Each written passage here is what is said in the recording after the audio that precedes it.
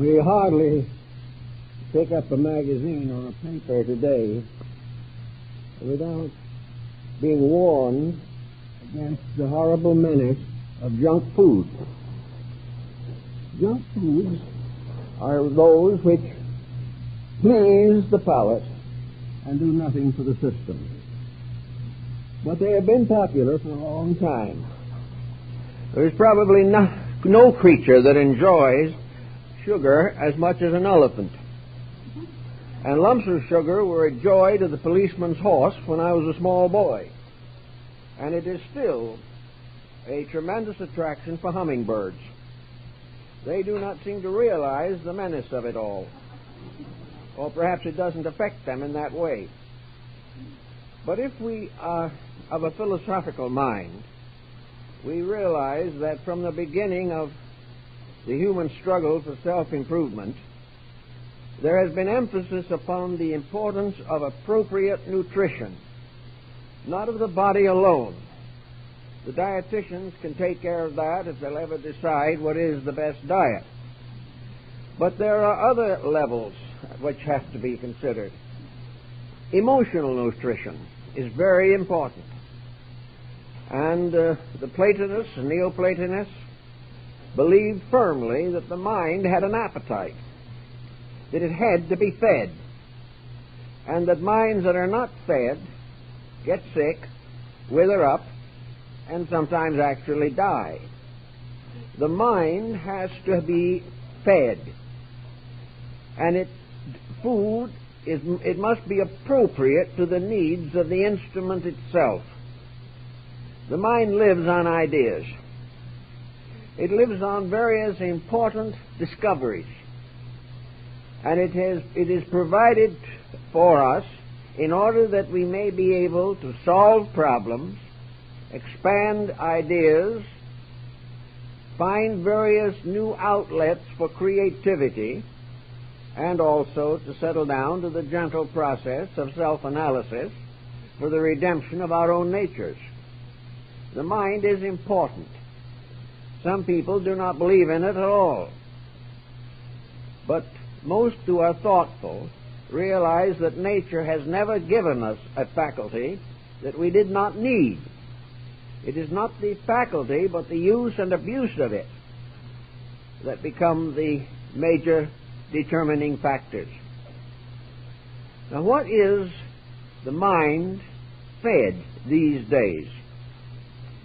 Well, it is fed some news, which is more or less imaginary and highly commercialized and under political supervision. It is fed a variety of entertainments, most of which are not very entertaining as far as I'm concerned. It has a wonderful opportunity to enjoy sports. Well, sports are enjoyable. Many people like them. So the bleachers are usually well filled. Then there are other activities. We have people who like good music, which is feeding not only the mind but the emotions. But we must admit that the mind has a job. It cannot sit back and simply luxuriate. It is not something that we support for no good reason. The mind is here to help us to do things that we think are worthwhile. Now, man is a few days in this world. If he lasts 80, 90 years, he's done very well. But during this period of time, he has faculties to develop, experiences to accumulate and interpret, and new ideas to generate within himself. He has a job from the day he is born, because nature's primary intention is that he should leave this world a little better than he came into it. In order to make use of the faculties with which we are endowed, we have to consider the type of nutrition that we demand for them, and also realize that they are not here simply to be catered to. There are many lazy minds that simply wish to do nothing, or as little as possible. Among these are the ones who spend a fortune to have other people do their thinking for them. Well, that is just about as profitable as trying to find someone else to digest our dinner for us. It is only what we do for ourselves that becomes important. We are at the present time paying vast sums to people who are doing jobs we should be doing for ourselves. But we are not willing to learn how, and if we do know and become a little more financially adequate, we will not even use the knowledge we have. We will hire someone else to do it for us. Well, we cannot do any hiring on the level of the mind. It is true that we can listen and read and instruct ourselves on good literature. We can attend courses. We can study arts and sciences. These things we can do. But this is only the providing of the raw materials. These various assets are the shingles and the bricks and the cement. But each of us must build the house for himself. We have to take the knowledge that is circulating, assimilate it, understand it, and apply it to our own needs. If we would be more thoughtful in meeting our own needs, we would live a little longer at least and be happier while we're here. To waste mental energy is to deplete our resources and lower the standard of our essential living, not simply our material and physical environment. How are we going to go about this problem of nourishing the mind? Well, we can assume for a moment that it's just like the body. And if we were trying to get the physical body into the best possible condition, what might we do? Well, the Greeks would tell us, and mostly also Oriental peoples, that the first thing you have to do to keep a body healthy is keep it clean. And that's the same with the mind. In order to have a healthy mind, we must have a clean mind. We must have a mind that appreciates good things and naturally turns away from that which is defiling of its nature. So we have to clean out of the mind that which is likely to prove detrimental. We have to clean out of it things that are not worthy of the mind or of the human being who owns the mind. We have to keep our thinking upon a constructive, idealistic, and creative level. We must do the same thing that we do for the body, because the wrong type of mental material is smut, and that is something we cannot afford if we want a good mind. Now, the second thing that we have to do physically in order to have fair health is to develop a proper series of exercises. The body must be kept as alert and active as conditions permit. The same is true with the mind. The mind must be used, and it must be used well. To use the mind is to strengthen it. To abuse it is to destroy it. So the use of the mind means that actually we should think every day. We should learn something every day. And the incidents that occur to us should be given mental consideration. New experiences must be thought through. And if possible, old problems must have new solutions. The mind must be busy acquiring and using knowledge. If we do this, we are increasing its providence, we are increasing its health. Then we come to the third problem, and that is feeding it. The world in which we live is full of wonderful things. Every way we turn, we behold the wonders of nature and the achievements of human nature. We see the great arts and sciences that are flourishing around us. We behold architecture and psychology, medicine, law, all these fields of learning come to the attention of the mental eye. We see them intellectually, perhaps, rather than physically. We are surrounded by a universe of knowledge, and we have within ourselves an instrument to do something with that knowledge. We are not supposed to very carefully evade and avoid everything that might be of value or stimulation to us.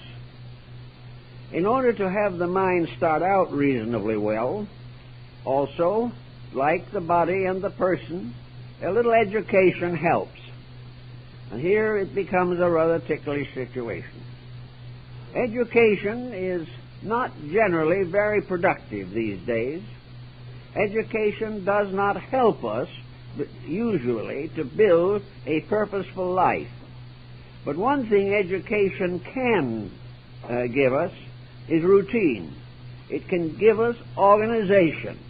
It can place small responsibilities upon us so that we have the lessons each day when we go to school. The purpose of education primarily is to order living and to cause the individual to accept with a certain amount of grace the fact that he has demands upon him that he must meet. Having learned to discipline the mind, the individual then uses it for his own purposes. Doctor I know told me he took 11 years to get his medical degree. He graduated with honors, and after he graduated, he went to the School of Human Life, and there he learned all he ever knew. He did not learn his medicine in the university. He got his certificate there, but he learned it in practice. Now, the same is true with our mental activity in general. It is not the product of education. The professor who tells us what to think is making a great mistake, and we are making a great mistake by letting him do it. What we want to know is how to think, how to discipline the mind, how to apply its instruments. Like a carpenter working with his tools, we want to know how to use the mind to improve the total life. With this thought basically in our consciousness, we then begin to ponder the wasting of time. We only have a certain number of years, and also only have a certain part of those years suitable to mental activity. We cannot be as active mentally as we would like to be in an economic condition such as the one in which we live. We have to fight against worries and fears and anxieties and doubts. We have to be very careful that we do not end with a mass of prejudice that we can do nothing about. So we have to realize the importance of using mental time and mental energy for some reasonable purpose. Today, looking around us, we observe that one of the problems of humanity is that prosperity undermines thinking. The more we have, the more we want to enjoy, and the less we want to think. We are now trying to create a world which is a complete lifetime of vacation. We want to do only what we want to do all the time. Circumstances do not permit the full gratification of this impulse, but we try our best to escape every attitude or responsibility that interferes with having fun. Now, having fun for the average person mentally is the same as the junk food. Fun can be a contribution, but when we live for it alone and sacrifice everything for it, we soon find that it is not a substantial material. It does not nourish us adequately. Fun is important. There is no reason in the world why we should not enjoy living as much as possible. But fun that is completely devoid of intelligence and does nothing to nourish us or build anything into us should certainly be kept at a minimum. The real purpose of life is not just to have fun, but it is intended that we should help to build a world in which happiness is possible for all of us. But having fun and happiness may not be the same thing. But either one, happiness or fun, as the Arabian Nights tells us, must be earned. The individual must deserve happiness, or he will never experience it. He will get all kinds of false glamours, but they will fall apart and leave him as miserable as he was before. The mind, looking around, has to try to find a balance for living. We find in educating the mind, for instance, that it doesn't flourish on a monodiet. That's been tried also. There are also people of various religious aspirations who believe in extended fasts of the mind. In other words, don't think at all for long and extended time. Relax completely, make the mind a blank, and in that way overcome the tendency to worry about our own indolence. By not worrying about it, we think we dispose of it. It's the same thing with all forms of unfinished business. If we can get our minds off of them, we feel that it is a success. This is not a true fact, however. It is not that our minds should be worrying about them all the time, but that the mind should settle in quietly and solve worries as far as possible, so that they simply will not return. With a proper nutrition, we can achieve most of this end. Now, we have a whole world of possibilities to attack and work with. And each individual is a person in his own right. And there are, therefore, many different approaches to the proper use of the mind. The main point is that it should be used to build something. There are those to whom art or music are the most important things in the world. There are others who are completely involved in science. There are some that wish to improve memory and some who'd like to forget what they still remember. There are all kinds of personality patterns. So each individual must come to some kind of a constructive conclusion in which he uses his mind to find out what is best for his mind to do. He has a right to use his mind to make decisions, but these decisions must also meet the requisites of his conscience and be suitable to his estate in life. Therefore, in the study of the mind's nutrition, we must decide what we want to do and then use the mind to help us to do it. The idea that the mind is a nuisance is a mistake. It is the misuse of it that is a nuisance. The mind is necessary to the fulfillment of nearly anything we want to accomplish, secular or religious. Now, there are many who want to use the mind for big problems. Such problems, for example, as answering the mystery of life itself. But the mind also, if we are intelligent, reminds us that there are things it cannot do. And the individual who uses the mind for purposes which the mind cannot fulfill is making a mistake. Now, the minds of different persons are of varying degrees of development. Some can think a little further into the depth of things than others, but there is always a limitation. The mind cannot solve that which is superior to its own nature. Not being able to solve, it rationalizes. Now, the rationalizations of the mind are derived from various experiences of living. We try to understand the causes of things by studying their effects. We seek to keep faith with the universe by observing small areas in which we can understand the workings of the divine plan. We are constantly seeking to know more of the reason for ourselves, and the mind is one of the instruments that we must use. But the mind itself must be trained to recognize its own limitations. On the material plane of things, in daily action, employments may involve mentality. Some of them are largely physical, but nearly all do require a certain amount of mental effort as a support and organizer of skills and abilities.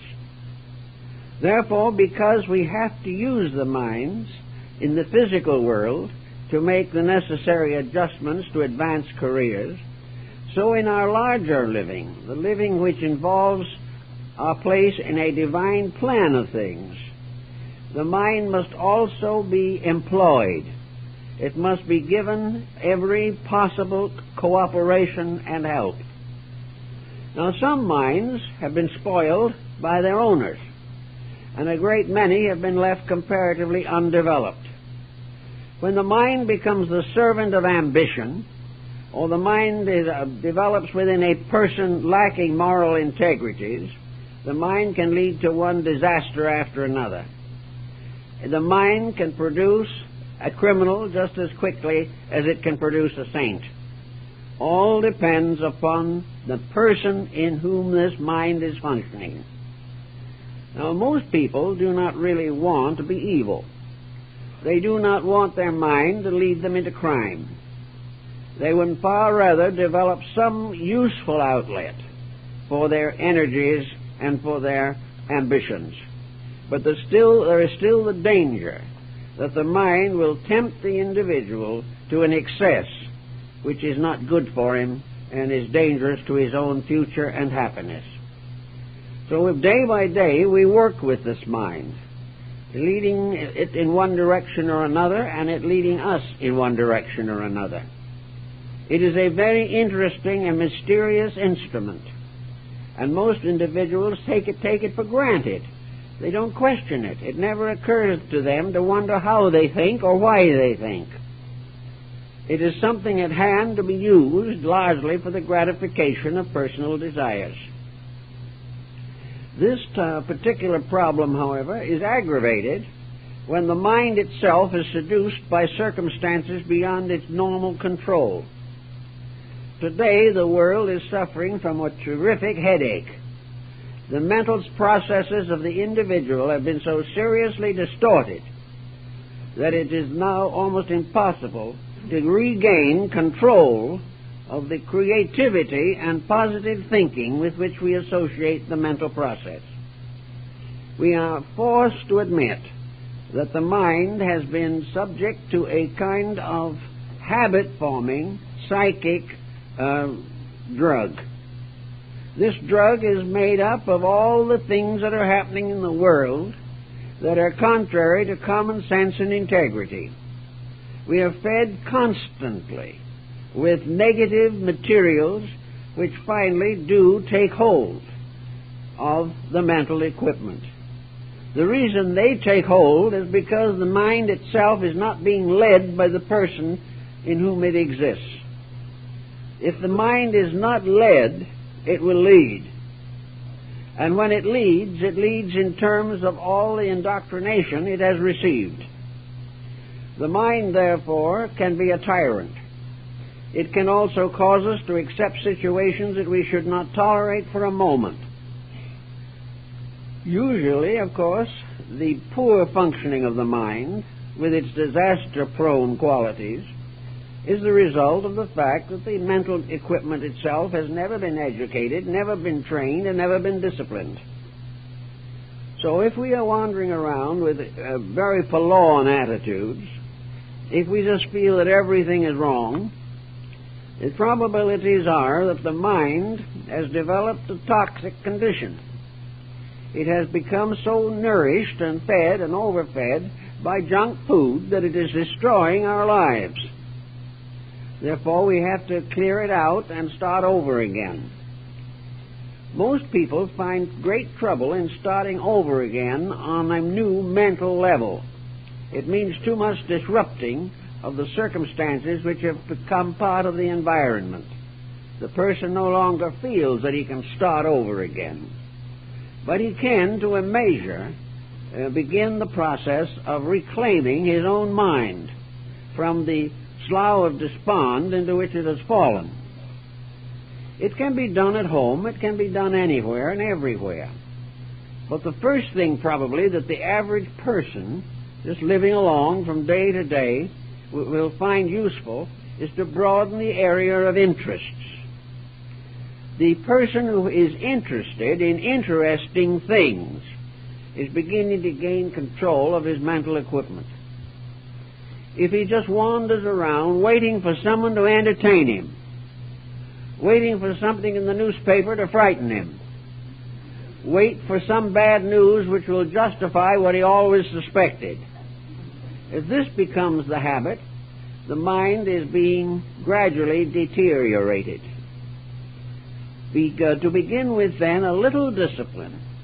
It's hard to go back to childhood. No one wants to go back to the time when they had to go around and say yes to all their elders, when they had all kinds of ideas of their own, which no one would let them express. We don't want to go back to a situation like that. But we have to begin sometimes with a new approach to a mind that may be a 10-year-old mind in a 50-year-old body. The mind that doesn't mature is the key to the real age of the individual. The physical body, of course, is subject to certain changes and ramifications and modifications with years. But the actual age of the person is determined by the maturity of his emotions and the integrity of his thinking. When these remain adolescent, age has no real meaning in terms of usefulness. And it is a really sad and tragic thing to imagine that persons can go from the cradle to the grave without growing.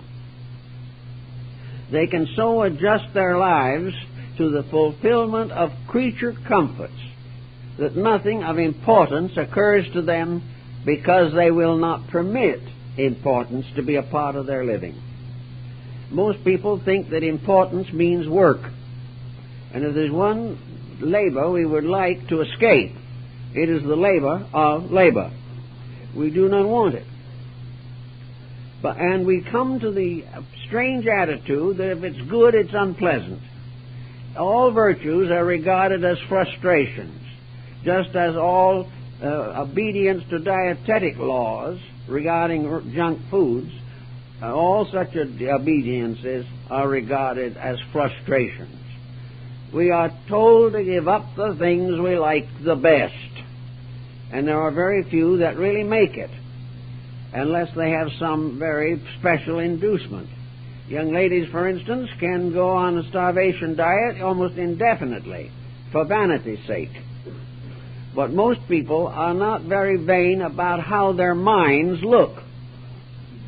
The body you can see, but you don't know what's on the mind until the individual opens his mouth. And then he is exposing a situation which is really more disgraceful than overweight or underweight of body. To really get to work on a mental life means that the person must develop mental interests. Now, today, almost all interest in this life and in this world is vested in wealth. The individual uses his mind to scheme with. He uses it to find ways of outwitting his neighbor. He also uses it as a way of shoddying goods and justifying sloppy work. The person today wants his intelligence to be directed toward the fulfillment of material ambition. Now, the mind can do a lot in that direction, but where the individual gets centered on this, there's another problem arises. The mind fails to tell him the facts of life because he is not listening to those. It's like the small boy who does not wish to listen to the experiences of his parents. The individual who is completely devoted to the fulfillment of his physical ambitions, who is going to be a senator even if he gets murdered afterwards, who is going to run for some public office simply because the salary is high, or having gotten that public office spends various ways and means to find out how he can increase his salary. All these things are the focusing of the mind upon estates, upon swimming pools, upon campers, very long journeys, and of course an occasional trip to Las Vegas. These become the important things to work for every fulfillment possible of physical comforts and desires. And yet the mind can tell us very quickly that it is all rather foolish. But even if the mind told us that, we don't believe it because we don't want to. To spend a lifetime accumulating all that we can get of something that we must leave behind when we leave is something wrong with the idea. If we could take our wealth with us into some other dimension of space, there'd be a little justification. But there's very little actual mental satisfaction in leaving behind you a fortune which will ruin the next 3 generations. You might have to live somewhere on a cloud and watch your descendants misuse everything that you have left behind. In many instances, it's all gone in a year anyway. And yet the person himself worked a lifetime to accumulate it. And having accumulated it, sacrificed the spending of it in order to leave it to someone who did not appreciate it. All of this is bad thinking. All this ambition is mental junk food. And to live by it is to die very, very poor. Now, philosophy tells us, and common sense supports it, that we're not going to be able to take these things with us. We also learn from our common sense and our doctor that while we are here, overtaxing ourselves, exhausting our resources, and worried to death about things we can do nothing about, we are destroying what little life we have left. We are using or abusing, wasting vital resources that should have been applied to something more significant. Now, this does not mean that we have to give up all hope of comforts or everything that is necessary to a decent living in this world. It is avarice. It is the overtaxing of our living and thinking. It's the gradual substitution of nothing but junk ideas for the processes of thought. So the time comes when we have to do something to change the pattern. You can consider it today in the present economic crisis, a crisis that results completely from a mistaken notion, namely that everybody on earth can be a millionaire at the same time. This would be a very beautiful thought, but not possible. And if all the wealth of the world was divided equally among everyone in the world, there isn't a one person in the million that would be satisfied. We just are not that way. We are not built with that kind of thinking. So if we want to get rid of our social problems, if we want to get rid of the probabilities of war, if we don't want to continue to be exploited by everything, if we hope someday to be able to find people who will do a day's work honestly, if we want these better things to happen, then we have to realize that there is within ourselves a faculty that can help to make them happen. But if it is used entirely for some other purpose, it never gets down to the reason for its own existence. This faculty can continue to lead us astray for the next 10,000 years, because it all arises inside of ourselves. Now, against this situation, then, we have to say to ourselves, if I was dieting physically, I would eat the food that is best for me, if I really wanted to. If I didn't want to, I'd diet for a little while, then go back on the old regime. But presuming we want to have a better way of life mentally, we can begin to cut down the excesses, strengthen moderations, and take a healthy, normal, reasonable attitude toward life. Now, we may be overlooked a little by the more opulent if we do not join with them, but at the same time, it is far better for the person to have good health, a good home, happiness, a job that he likes, and all these things, than it is to go into this desperate, competitive effort to gain more than is proper or necessary. Now, a lot of people today realize this, but they are finding another difficulty. that has come along. We are coming into a generation of people in which mistakes have become the norm. The individuals themselves live in a world that is run by mistakes. And they find that it is very difficult to live in this world honestly without being heavily penalized. But that was also true on the dietetic level. Everywhere we look, in television and everywhere where advertising exists, we see these luscious pastries, these wonderful cakes and cookies, these magnificent banquets, this distribution of highly specialized bottled goods, and everything you can think of. We're tempted every minute. And this is true in our mental world. We are tempted every minute to think badly. All we have to do is turn on the tube, and we will be given ample opportunity to wish we were not alive, or to fear that we will not be alive much longer.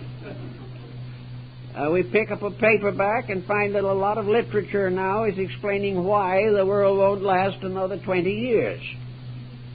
So we are being conditioned constantly. We are being frightened to death by situations which actually, if we think for a little while, are not nearly as real as we insist on making them appear to be. We have to realize that in order to get away from the hypnosis of our time, we've got to begin to use the mind ourselves for our own purposes instead of being the victims of the misuses of the mind by other people. Fortunately, each individual in a wonderful way is a fortress unto himself. Each of us can live just about as well as we want to. We're going to have to sacrifice some things. If we want to be healthy physically, we've got to sacrifice a number of bad habits. If we want to be healthy emotionally, we have got to sacrifice a number of unfortunate and destructive emotional attitudes. If we want to be a truly intelligent human being, we must sacrifice attitudes and ideas and convictions and prejudices and opinions which are destroying our humanity and leaving us completely victim of the general problem of society.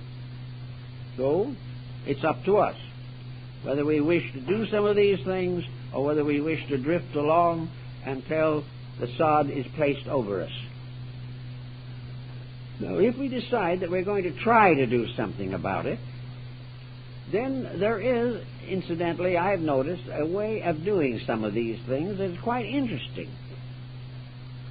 For a long, long time, there have been people who have tried to do things better.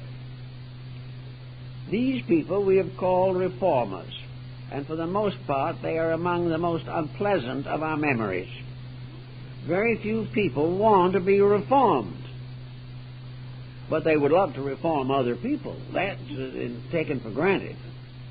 But there have been experiments in society. There have been countries, there have been generations of people who tried to do it right. And for the most part, their efforts have been recognized and have been recorded. So one of the exercises of the mind of the average person is to investigate how average persons all over the world have thought and acted in order that they might live intelligently. There's been a great deal of that type of effort actually made. Now it is beginning to sneak into competition, too. There are a few folks now that are beginning to realize that you cannot expect to live securely if you abuse the privileges of life that you enjoy. We are also beginning to realize that the individual who is not interested in what he's doing really doesn't deserve to be paid for it. We find out that Albert Hubbard was correct when he noted that the average individual in the United States in his day, which was quite a while ago, was earning $100 a day. But in most instances, a part of that, sometimes 90% of it, had to be paid to someone to watch the man do what he was supposed to do. So we are paying out of our own earnings whatever is necessary to keep us in line, to help us to do it right, or to guard us against the tendency to abuse the privileges that we have. If we want to try to solve this situation a little bit in our own living, we can very often do a great deal to straighten out the problems of life. One, for example, is a very important one: amusement. Now, we have to have some of it. The individual who no longer enjoys anything in life has not been using his mind well either. It is quite right and proper for persons to enjoy themselves within reason, within a proper distribution of their available funds. I think the Oriental peoples, I have some figures, we don't want to go into names and places, but that at least in several Oriental countries, out of wage earnings, savings will run up to 15 and 18%. That is, in those countries do not begin to have the financial level that we have, but they are able to save out of their earnings.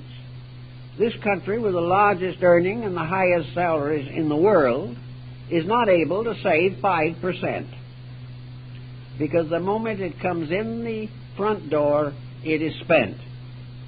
It is spent on everything you can think of. At the present time, this spending is affecting the banking system. It is endangering the Federal Reserve System. It is creating continuous unemployment. It is vitally affecting the quietude of the mind of practically every citizen. So, there comes the mind now. The mind has to settle down and serve the owner. It must tell him what he can spend safely and why he cannot spend something else safely. It will tell him why he should be wise to drive the car he has until it is paid for before he turns it in on another one. He may also learn that he can live a little longer without a houseboat, or that it is not absolutely necessary for him to spend the type of funds that are now being wasted in restaurants. There is no possible way in which an individual or even a family can eat the price of some of the meals that are being served today. And everybody goes out. Why? Because it is glamorous. They love to go and spend 4 or 5 times what is necessary. As a result of this procedure, the bankruptcies of restaurants is increasing rapidly. And the bankruptcy of the individual is way ahead of it. We do not need these things. They are not the basis of happiness. They're not the basis of enjoyment. They do nothing to actually contribute to the well-being of anybody.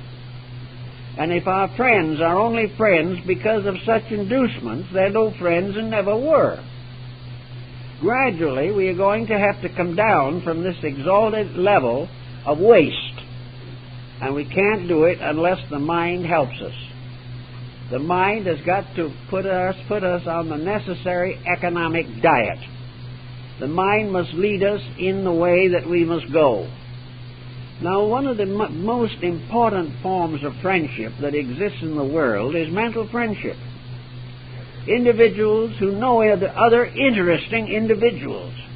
People who can get together and discuss interesting matters, who have hobbies and activities and problems that they find enjoyable, useful, and important. There should always be somewhere in friendship a constructive, useful, creative factor. Friendship should mean something. It should not be based upon vanity. It should not be based upon trying to climb socially. And it should not be based upon extravagance. It should be based upon mutual interest. It should be based upon the opportunity of human beings with minds to settle down and have a pleasant evening discussing matters of common interest and importance. The mind has to be given an active work. Otherwise, it will just go to seed, and there will never be an interesting evening. With the interesting evening problem, there comes the matter of checking more deeply into our own subjective structure. Somewhere lurking in each individual is something he'd like to do. Usually he has blocked it because it costs too much, or it is something that he could not get mutual support for from other members of his own family or the community. But each person has a potential of being interesting, a potential of trying to do something that would make life a little more valuable and useful. I have a friend who loves to use a 35mm camera and travel about and taking pictures of interesting scenic sites, such as Yosemite and Yellowstone and Bryce Canyon and the Grand Canyon, the Muir Woods, all these things he's very much interested in. And of course, having taken a great number of these pictures, he likes to show them to other people. Now, he found out a long time ago that if he was interested in taking pictures of himself, he would not have an audience very long. He found that if he was standing in front of the great Sherman tree so that nobody could see the tree, that the slide was not a favorite with the neighbors. That every picture in which he devoted his attention entirely to photographing his own family against an illustrious background, the pictures would have been far better had he not inserted himself into nearly all of them. He caught on to the idea that people were much more interested in seeing the things that interested him than they were in looking at him. So he changed his tactics. He used an entirely different philosophy of photography. He was very careful to avoid being in the pictures or having his relatives in the pictures. He took one or two with the family on purpose, but the rest, for entertainment reasons, were allowed to feature the realities that he saw. Instantly, the pattern changed. He was a member of several groups, including a couple of luncheon clubs, and in the course of a few months, he was one of the most popular guests for club activities, church activities, and neighborhood activities. People loved the pictures. And he had gained a very enviable reputation by getting out of the film himself. It was a novelty for all concerned, and they came back and enjoyed it. Now, this is the type of experience we have to gradually learn, to think things through and find out what will make it better. And nearly always we find it gets better to the degree that we are less obvious. The individual who is constantly trying to focus on himself seldom has many friends or can keep them, and is not popular. In order to really gain intelligent friendships, we must be doing interesting things. We cannot become a friend simply by existing.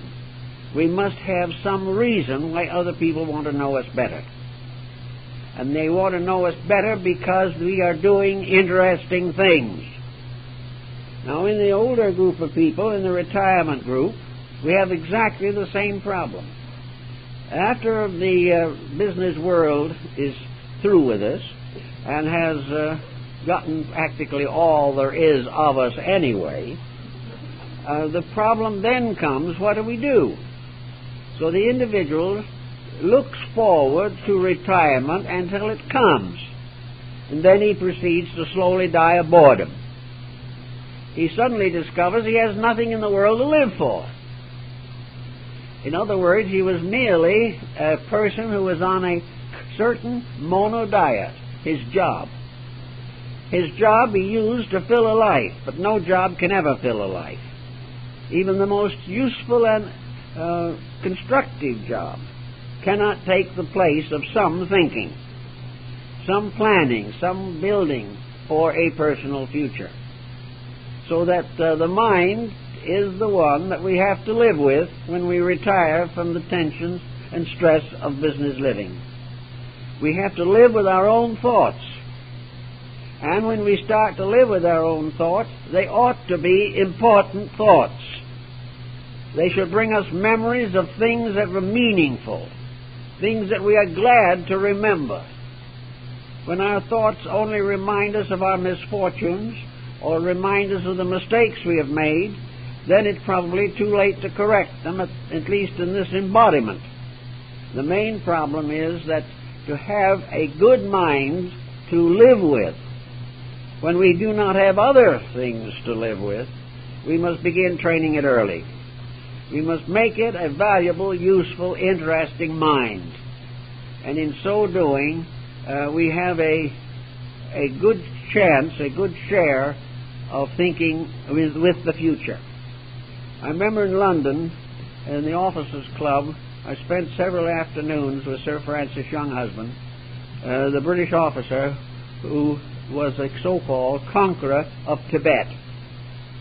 As a conqueror of Tibet, he said himself he wasn't much of a success, actually.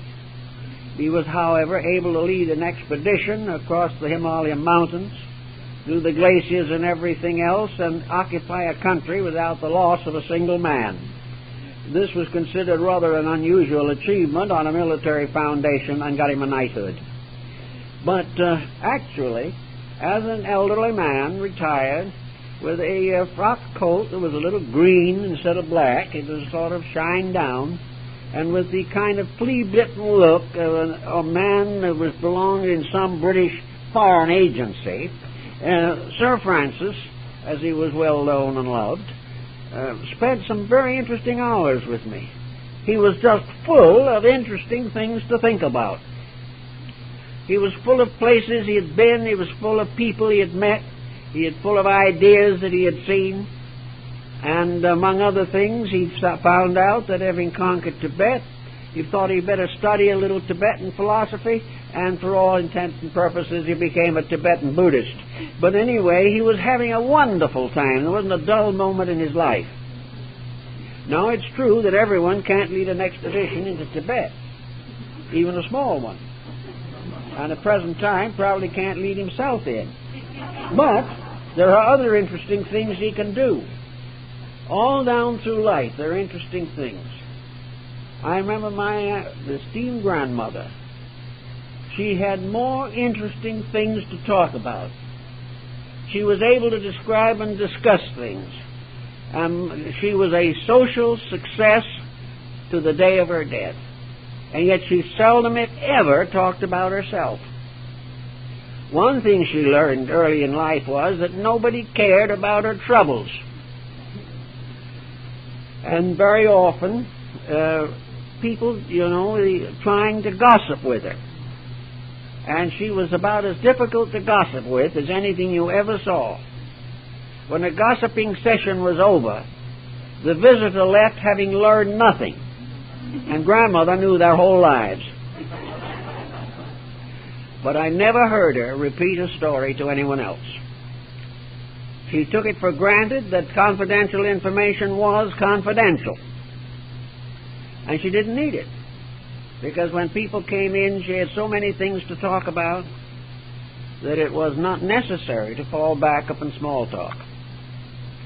And the whole life of modern man is built largely on small talk. An individual spends the whole evening discussing the relative value of two tennis rackets. This goes on one way or another through life, until at the end we have managed to go through the years so perfectly insulated that we have practically never had a really important thought. Our thoughts have been too small for us, and they haven't taxed the mind or stretched it into new ways of thinking or living. So if we are in certain doubts, most people are, the individual who doesn't think a little nearly always is in considerable difficulty. The problem comes of how to make an interesting life. That is one of the jobs the mind is meant for. It is intended to help us to live from the cradle to the grave without one moment of boredom. And if we are bored all the time, there's something wrong with our own thinking. If we can only remember the miseries we pass through, there's something wrong with our own thinking. if we can only remember the people who injured us. The same is true. Actually, the mind must be filled constantly with ideas which communicate to our personalities in a way that makes life interesting. It can be done. But one way, of course, to do it is to start early by doing interesting things. It's not really easy to begin an interesting life in your 70s, but it is perfectly reasonable to start one when you're 7. Everything that happens in life can be interesting by fact or interpretation. Everything that happens is instruction, and it is also usually instruction rather gently delivered. It only gets more forcefully pressed upon us when we fail to notice the more gentle approach. We have to have these active purposes that have something to do with why we're here. Imagine for a moment, what is man, as asks the prophet, that God is mindful of him? What are we? Are we simply little bowling pins that are being knocked down by time? Are we just here to suffer a little while, or try to make a living, or argue with our neighbors, or have broken homes? Is that life? Is that the thing we're supposed to be doing? Or are we supposed to be just driving around the countryside in traffic just because we're bored staying home? Are these the purposes of life? It is not conceivable that they are. Actually, we are given an equipment to make life not only important, but dynamically interesting. And there'll never be a moment when interesting things are not happening around us. The problem is, do we tune in on them? Or do we walk by them, buried in our own remembrances of our misfortunes? To get started on a process of proper mental diet, the problem perhaps is summed up by one old scholar who said the best way to start to train the mind is to settle down to the regular pattern of having an original thought every day. One original thought. Something that we haven't taken directly from somebody else. Of course, the chances are that it won't be as original as we think it is, but at least it began with us as a personal thinking, a personal effort at mentation. To have a thought and carry it through to a constructive and useful termination can be tremendously important. One way of coming to this, of course, is your old Pythagorean theory of trying to figure out how much we'd be worth when we leave here and go somewhere else. Supposing at the end of this life we depart into another region, another dimension of life, another place, another condition. We don't wish to dogmatize as to what it's going to be, but I think nearly all thoughtful persons agree that there's something out there and that we're a part of it. Now, as we go out through this gate into there, what are we taking with us? What have we learned that is interesting? If we make a little trip around the world, or if we go to the south of France for 2 weeks, we come back and talk about it for a long while.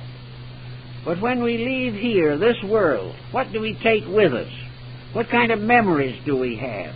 What have we learned by the experience of living here? What has living here meant to us, other than as a continual boredom and a paycheck? We have to take something with us that we didn't bring, or our life has been a complete failure. We brought with us a capacity to grow. If we don't use this capacity, we have failed. We brought with us minds capable of thinking. If we haven't thought, and our thoughts have not been worth remembering, then again, we have missed the reason for our own purpose here. We have come into the world with very few faults that are known, but with infinite capacity for good or bad according to the way we develop and maintain inclinations and attitudes. So we can assume that we came in comparatively innocent and hopelessly ignorant. And we do not want to leave comparatively vice-ridden and hopelessly ignorant. We want to have something to show for this life that means something beyond this life, something that we cannot estimate in terms of an estate or a swimming pool, something that has resulted in growth. There are many things that bring growth, and one of these things is association in life. What has family taught us? What have we learned from children or parents or marriage partners? What kind of a home life has developed within ourselves the capacity for friendship, affection, and a willingness to sacrifice for those we do love? Have we had this experience? And looking back, are we really glad we had it? Although at the moment it occurred, perhaps it was considered to be an interruption to a larger purpose. What have we learned day by day that we can take with us and which will result in us being bigger people? If we are not somewhat improved, then actually nature has wasted time. Nature has given us a body, a mind, a heart, a soul, and has vested the spirit of man in an appropriate vehicle. It has given us a beautiful world into which we live and which we continually attempt to destroy. It has given us infinite opportunity to learn, to know, to think, to wonder, to dream, to hope. And most people do very little with these things. Yet at the time when we leave here, we are only going to take with us what we have appreciated, understood, gained through association, what has enriched, matured, mellowed the inner consciousness with which we have been endowed. We have to take with us a new sense of value, a larger sense of honesty, a more justified integrity. We have to take with us a greater love of beauty, a greater respect for life, a greater insight into the infinite diversity of life. All these things are growth. We do not have to be in the world in order to appreciate the world. But if we have lived in it and take the appreciation with us, that lives with us long after the world has faded away. Everything continues to exist within ourselves if it has ennobled our own conduct and enriched our souls. So there has to be this dimension. And we can pause at any day of my life and say, if at this moment I drop dead, what am I? What have I done to justify being alive? What have I done to accomplish the unfoldment of my own internal resources? Now, many people feel that it would have to be something very big in order to really justify solid reflection. But that is not true at all. The big things of life remain in the universe. The small things are our peculiar duties.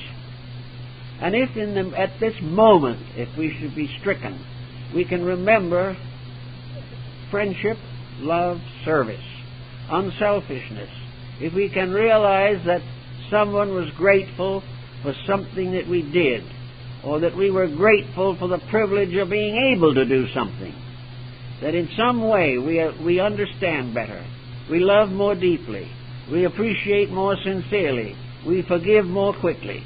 All of these things are growth. And at any moment that we can look upon life and see these qualities and know that we have developed them within ourselves, at that moment, even if death comes, we shall have life everlasting. Because we live and breathe and perpetuate ourselves in the nobility of our own growth, getting to be more in terms of what we were intended to be, that we were intended to grow. We have faculties no other kingdom of nature possesses. We have an environment which we can mold into something better. And it all depends on what we take with us out of here. Now, most people who are interested in philosophy and things of that kind have a suspicion that reincarnation is a very factual law. We are inclined to assume that it is the only possible answer to the riddle of life. The average person certainly is not good enough to go to heaven, and not bad enough to deserve to go to hell. Somewhere in the middle distance is where he's going to go, and it's probably right here. Now, supposing you go through life, and you go on and on and on to the end, and you depart from here, and you have managed to escape anything important in this life. You have learned nothing. You have not grown in anything. You have not learned to cherish the good. You have not learned to outgrow the evil. You have not learned kindness or thoughtfulness or anything of this kind. What will you come back as? Well, the very possibility is that you might come back as a dictator.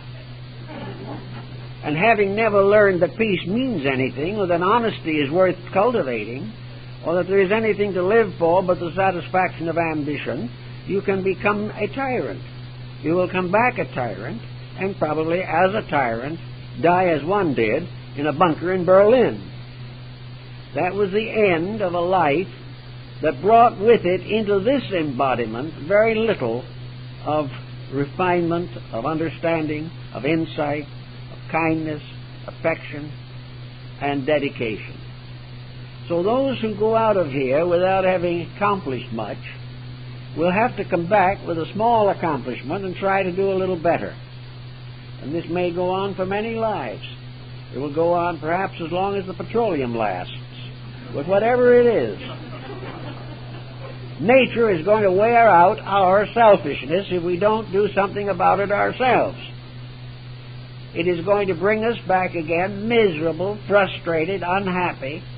It's going to bring us poor relationships and a bad career, as it did in the past, unless we do something about it. Therefore, the proper mental and emotional diet is essential to the long-range pattern of our own purposes. If we do not want to come back to a world that's a battlefield, we don't want to leave it as an embittered and embattled person. We have to gradually, through the period of time, let the growth of things that are important gradually take place within us.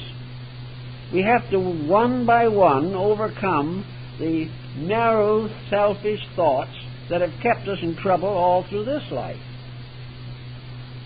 Now, if we have to look forward not only to the rest of this embodiment being more or less disturbed and destroyed by our own conduct, and we may very likely face a future of more embodiments of same caliber unless we do something about it. We realize that nature has decreed in this universe that we are not going to get out of trouble until we stop getting into trouble. And we are not going to have a vicarious atonement. We are going to have to pay our debts. We are going to have to learn what living means, and that the real purpose of living is to grow in a friendly, gentle, and Christian-like manner. And in order to have this realization, we use the mind. Now, to say the mind is no use to us, of course, is a mistake.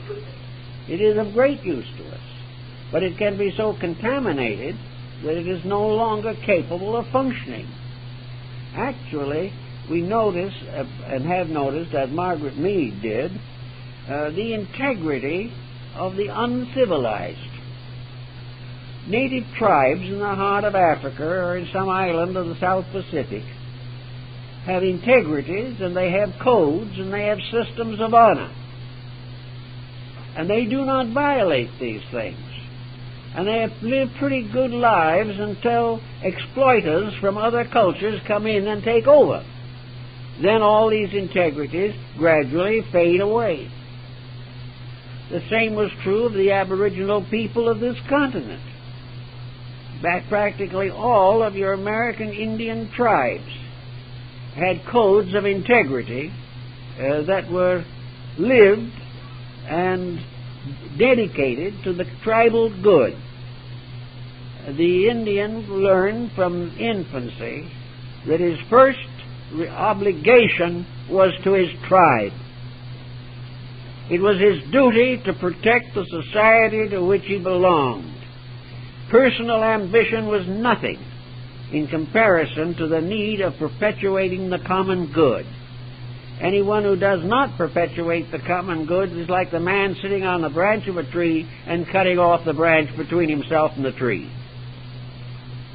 The Iroquois League, the American Iroquois Indian tribal concept was very simple. You live to protect the weak. You live to guard the truth. You live to work for the good of the group. And if necessary, you live to die for the group. Personal selfishness would have destroyed every tribe before it was large enough to have a teepee. It was only because of complete unity that these tribal peoples wandering about on the great continent of America in old times lived their lives, gained their arts and sciences, and became part of the old way of life which the Indian still cherishes in memory. The Indian Chief Seattle gave his country to the people who had taken over. The white people had taken his land, and he reminded them that they had taken sacred ground, that they had taken a land that had been loved and served and guarded for hundreds of years by his people, and that their spirits still guard the mountains and the forests and the rivers and the lakes, and that he is turning over to the white people a beautiful land, unspoiled and unruined, a land where peace and security were possible, a land which was truly a garden that these Indians had guarded for years, for generations. So the old chief, when he turned it over, said, treat it right, do right by it, do not destroy that which is the great gift of the Great Spirit. How many of us today are really mindful of this? Yet this old Indian had more thinking in his head than most of the successful people we know. This old Indian knew that each of us is given a life and a world in which to grow, and that we serve that world to make it beautiful. And when we take a wilderness and make it into a garden, then truly we are living according to the will of heaven. So it is our problem to start in and use the faculties and facilities at our disposal to gradually civilize ourselves and realize that what we call civilization today is a confused and unredeemed barbarism. We are not civilized. We are not capable of fulfilling the first need of civilization, which is civility. We are not gallant, we are not kindly, we are not thoughtful. But the mind is the thing that makes the difference. The moment we decide to use the mind instead of abuse it, the arts will flourish. Music will begin again to dominate our world. Our books will be better written. Our programs will be inspiring. Everything we know will be better when we think through, and also when we help to make it better by refusing to compromise our own principles simply because others do. We can say it's all right, the other fella can eat the cream puff, but if it's junk food for us, we won't eat it. And the kind of things we are getting in the form of so-called education, news, commentation, industry, is almost all of it heavily involved in junk. Therefore, the time is for the person to reduce his needs to that which is essential, to use his faculties for the unfoldment and evolution of his own consciousness, dedicate his life to the common service of something more important than gratification. Doing these things, we make an important life. And as we realize that life is not merely 70 or 80 to 90 years, but life is forever. that we are going to go on living. And we are going to go on living with the consequences of our own conduct. And if we do not improve ourselves, the next time there'll be again the same troubles, the same insecurities, the same delinquencies, because we have not corrected them. Man is an evolving creature. An evolution for man is a gradual regeneration, a rectification of conduct. We are here to be a little better every single day. We are here to outgrow all limitation. We are here to outgrow ignorance and superstition. We are here to realize that we live in a universe where there is nothing to fear except our own ignorance. When we gradually get around to some of these ideas, which may sound as though they're a little overworked at the moment, we will gradually learn that out of a tremendous effort, we can make a little progress. Out of gradually changing some of our ways, we will discover that with every important change in our own conduct, a new world opens to us. The moment we become better, the world becomes better. The moment we understand more, misunderstandings become less. And as we understand more and more of life, we will understand more and more of God. We will understand the universe as a great benevolent area of opportunity. We will realize that we live in a sphere of infinite opportunity. And it's the same world that we call infinite responsibility. But opportunity properly accepted and used is a joy, not a burden. The individual who does it right is happier than the individual who escapes doing it at all. So we get this junk out of our minds and out of our emotions, we will begin to see the wonderful things that can happen. We will begin to understand people better. We will understand religions better. We will realize that competition is not part of the universal plan. Competition may exist where intelligence is inadequate to accomplish survival. But if we use the inward resources of ourselves, competition is completely unnecessary. And out of an unfolding and enriching cooperation, we can all build together for the security of man and the glory of God. These things we have to think about. And if we do think about them, we will work together to solve them. And each person can begin to use his mind for the purpose it was intended. The mind was given to us by the infinite in order that we might become aware of the infinite plan. The sooner that we realize this, the better off we'll be. This is how we can change a superficial, unprofitable, disappointing existence into something that is truly a glory unto the heavens. Actually, each individual is a divine spark that can blaze forth with the light of the infinite. And it's only by gradually disciplining and rectifying ourselves that the divine in us can be released for the service of all that lives. And there is in all of us a divine principle. And when this awakens in us, as in other forms of life in nature, we will suddenly discover that the divinity in our own collectivity becomes a heaven. For heaven is a place in which we live forever in the presence of God. And we do that right here when we live forever in the presence of the divine in ourselves and in those around us. There is a job that needs doing. There is a challenge that is greater than any competitive challenge. There is an achievement greater than any conquest that we can possibly have on a material level. So altogether, discipline is a proper nutrition for us.